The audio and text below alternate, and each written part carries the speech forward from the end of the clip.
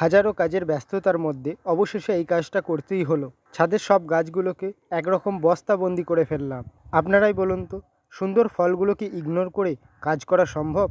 মনে হচ্ছে ক্যামেরায় ফোকাস না করে নিজের পেটে ফোকাস করি। তারপরেও ফলগুলোকে ইগনোর করে গাছগুলোকে ছাদের একধার থেকে আরেক ধারে নিয়ে যেতে হচ্ছে। এইভাবেই সব গাছগুলোকে নিয়ে যেতে হবে। তার কারণটা কি একটু পরেই জানতে পারবেন। এখন গাছগুলোকে যেদিকে রাখবো সেই দিকে অলরেডি কিছুটা ধান রোদে দেওয়া হয়ে গেছে, তাই সবার আগে সেই সব ধানগুলোকে এক জায়গায় জড়ো করে নেব। তারপর ঝাড়ু দিয়ে সব পরিষ্কার করে নেব। বাগান একটু পরিষ্কার না থাকলে দেখতেও ভালো লাগে না।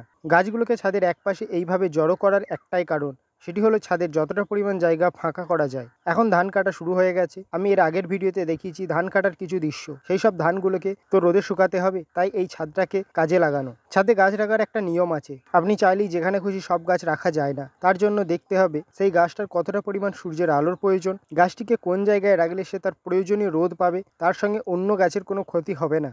আমরা সবাই জানি সূর্য সবসময় দক্ষিণ দিকে একটু ঝুঁকে থাকে, বিশেষ করে শীতের দিনে বেশি ঝুঁকে থাকে। তাই যে সমস্ত গাছ বেশি বড় ও ঝোপঝাড়যুক্ত তাদের সবসময় বাগানের উত্তর দিকে রাখতে হবে, এবং যেসব গাছ তুলনামূলক ছোট তাদের ধাপে ধাপে ক্রমশ দক্ষিণ দিকে রাখতে হবে, যাতে সব গাছ সমানভাবে রোদ পায়। আর যদি আমরা বড় গাছগুলোকে উত্তর দিকে না রাখি, তাহলে দেখা যাবে ছোট গাছগুলো ওই বড় গাছের জন্য তার প্রয়োজনীয় রোদ পাচ্ছে না। ফলে গাছ তার সালোক সংশ্লেষের মাধ্যমে খাবার তৈরি করতে পারবে না। গাছটি ধীরে ধীরে দুর্বল হয়ে যাবে, আর কোনো ফুল ফল পাবো না। কিছু কিছু গাছ আছে যারা বেশি রোদ ভালোবাসে না, তাদের অবশ্যই অন্য কোনো গাছের আড়ালে রাখতে হবে।